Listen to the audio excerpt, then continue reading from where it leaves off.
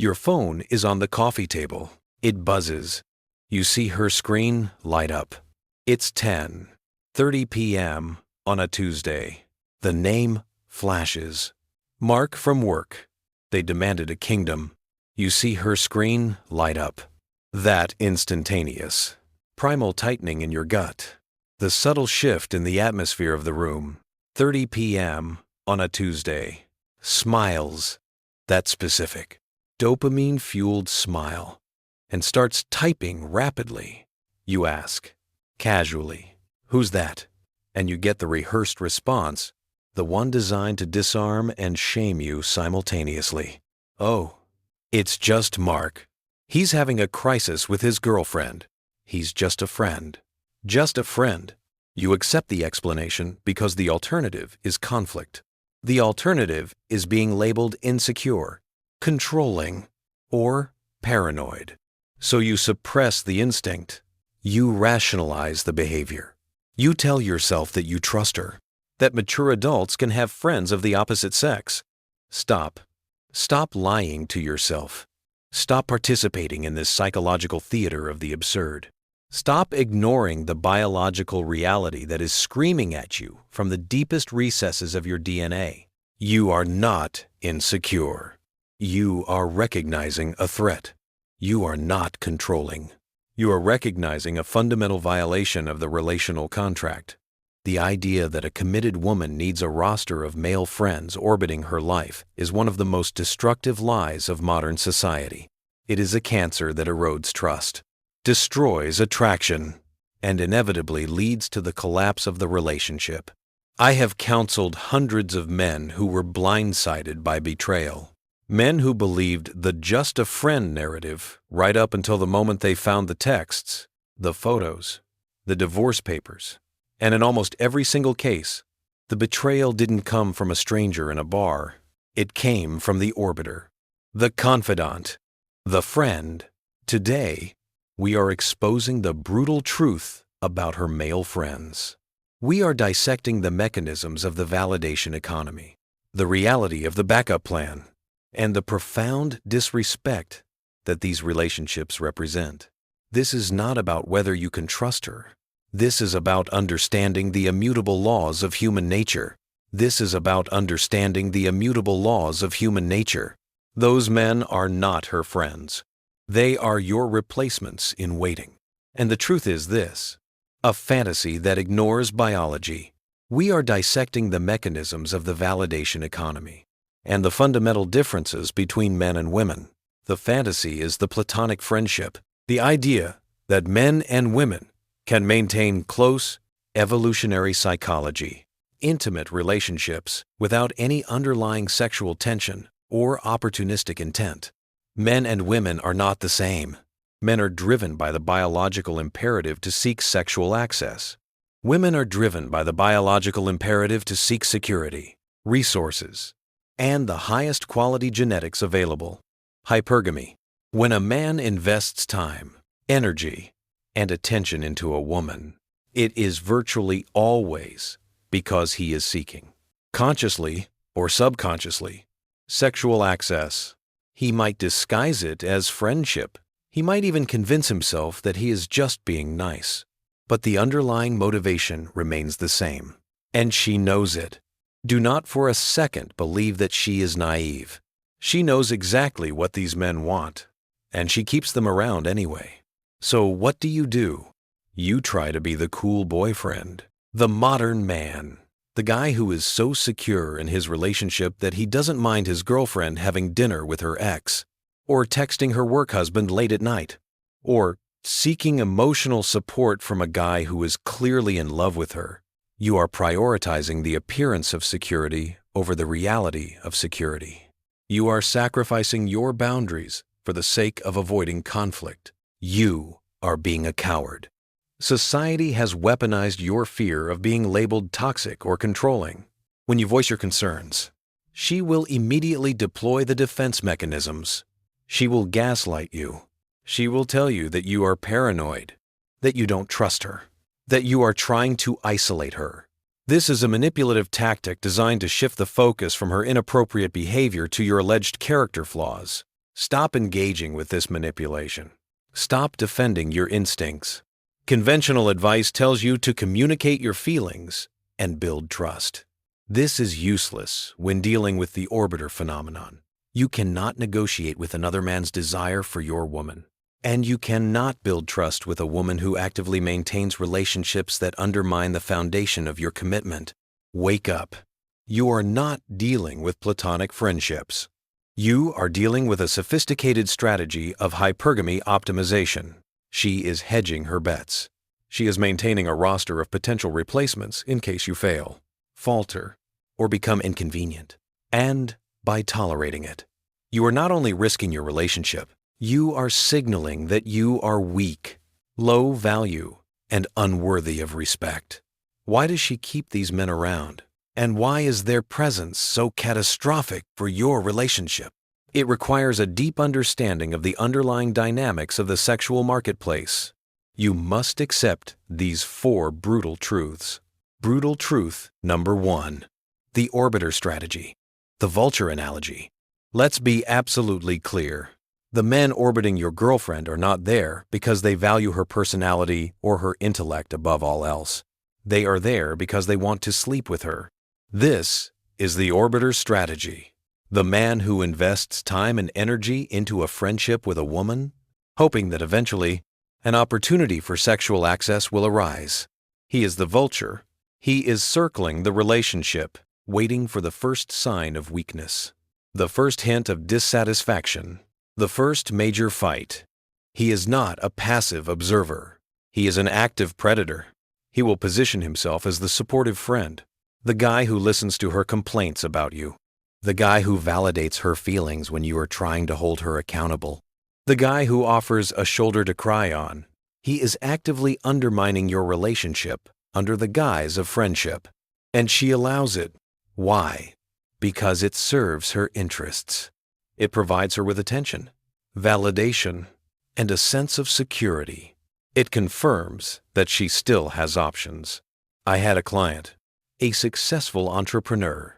He was engaged to a woman who had a best friend named Steve. My client was uncomfortable with Steve's constant presence, the late-night calls, the inside jokes. But she insisted they were like brother and sister.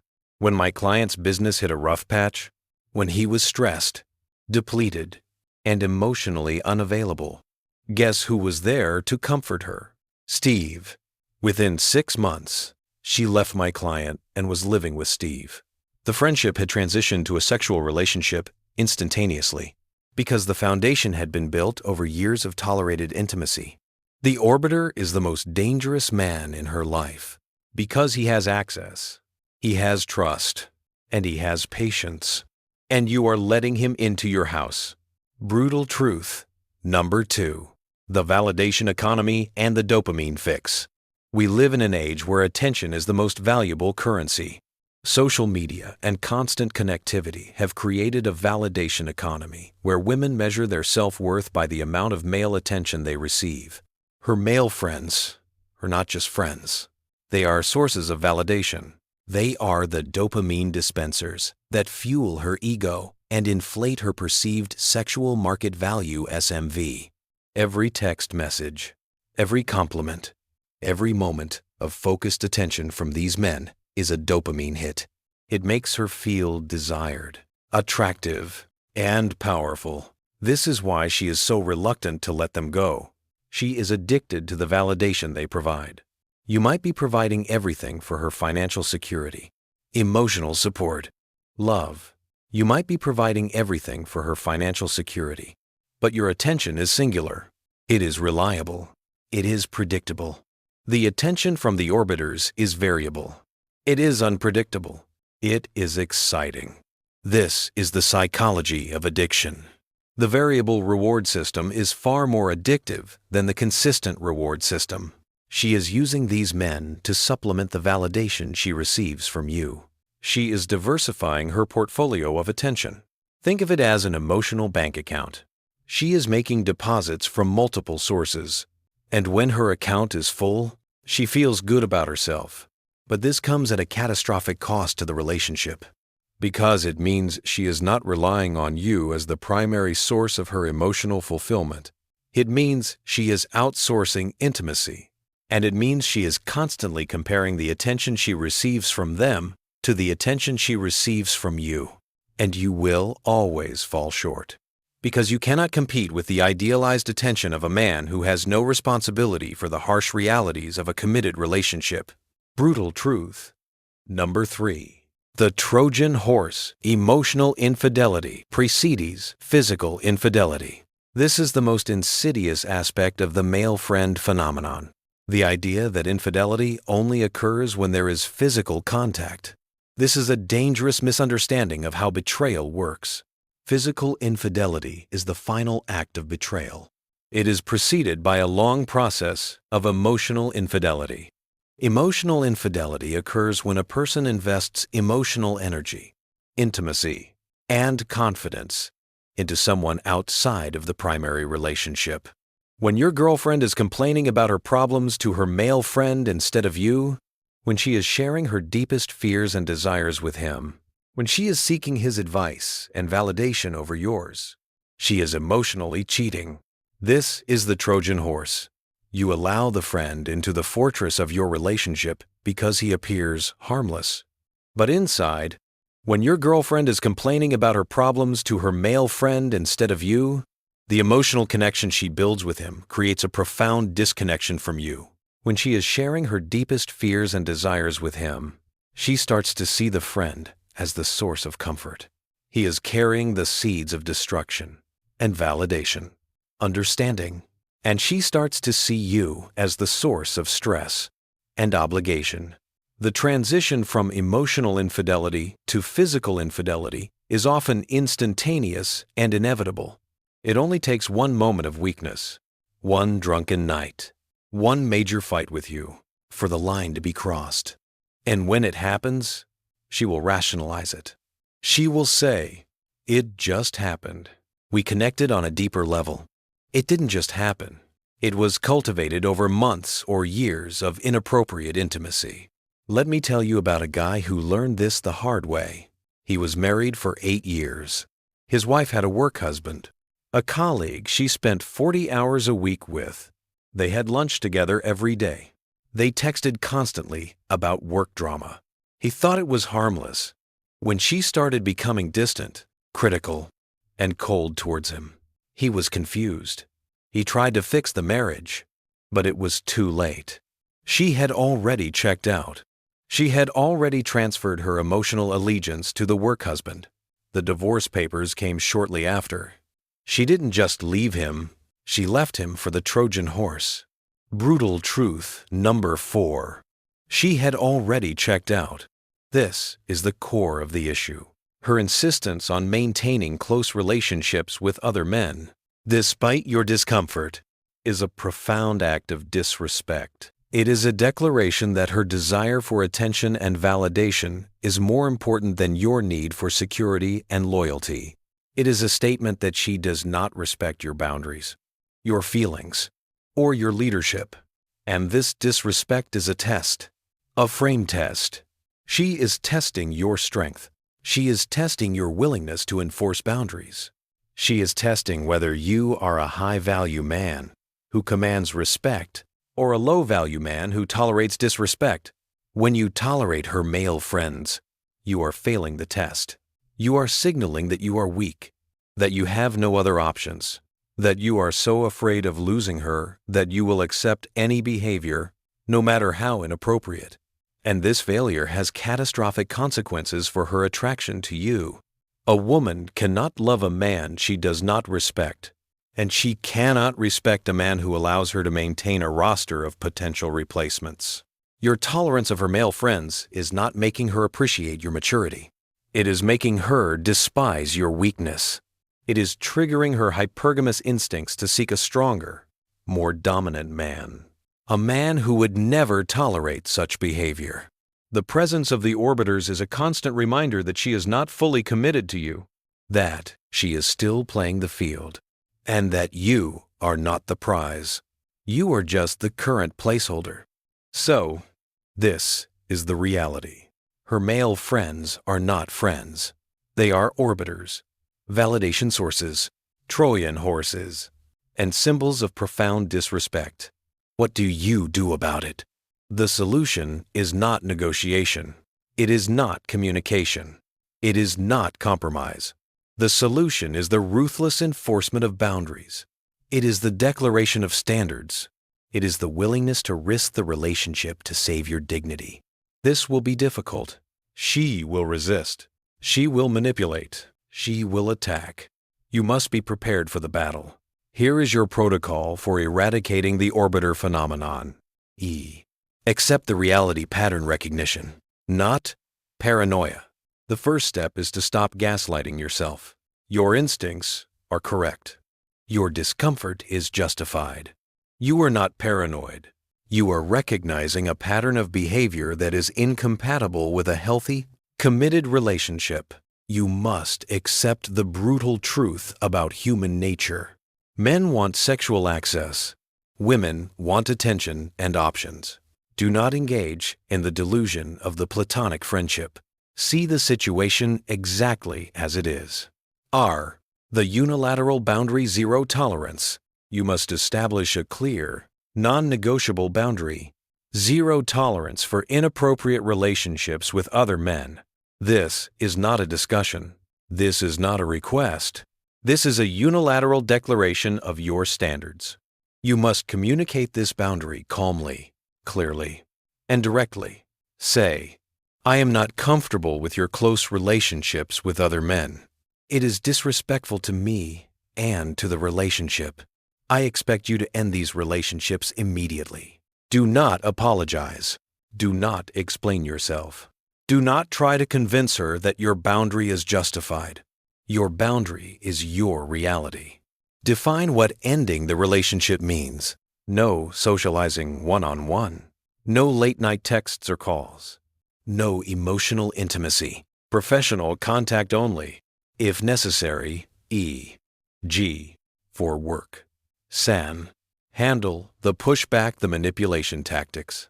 When you establish this boundary, she will push back. Guaranteed.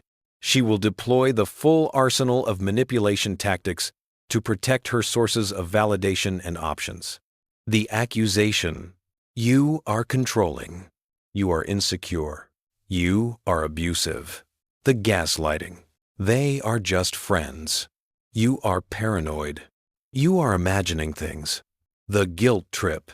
You don't trust me. You are trying to isolate me. I can't believe you would do this to me. You must be prepared for this onslaught, and you must remain completely unmoved by it. When she accuses you of being controlling, say, I am not controlling you. I am establishing a standard for the relationship. If you cannot meet that standard, you are free to leave. When she gaslights you, say, I am not debating the nature of these relationships. I am stating my boundary. When she guilt trips you, say, this is not about trust. This is about respect. And I will not be in a relationship where I am not respected. Do not engage in the emotional drama. Do not defend your position. Hold the line. Soothe. The willingness to walk, the ultimate standard. This is the most critical step. This is about respect.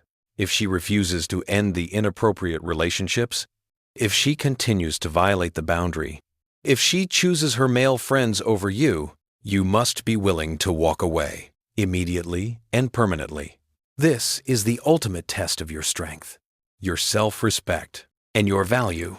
You must demonstrate that your dignity is more important than the relationship, that you are not afraid of being alone, that you will not tolerate disrespect. The paradox is that the moment you are truly willing to walk away is the moment you have the most power. It is the moment she realizes that you are serious, that you are not weak, that you are a high-value man who commands respect. If she realizes you are willing to lose her, she might choose to respect your boundary. She might choose to prioritize the relationship over her need for validation. But this cannot be your goal. Your goal is to enforce your standard. If she chooses to leave, let her go. She has failed the test of loyalty. She has proven that she is incapable of a committed relationship. You have saved yourself from years of misery, betrayal, and disrespect. So there you have it, the brutal truth about her male friends. They are not friends. They are competitors. They are threats. They are symbols of her lack of commitment and your lack of self-respect. You now understand the orbiter strategy, the validation economy, the Trojan horse of emotional infidelity, and the frame test you are failing every day. You have the protocol to end it. Zero tolerance, unilateral boundaries, the willingness to walk away. The path is clear, but are you going to take it? I doubt it. Most of you watching this are too afraid. You are too terrified of the conflict. You are too addicted to the comfort of the relationship, even if it is toxic and disrespectful. You will watch this video. You will feel a temporary surge of righteous anger. And then you will go right back to ignoring the late-night texts. You will go right back to rationalizing the inappropriate behavior. You will go right back to being the compliant, weak man who tolerates disrespect. Why? Because it's easier.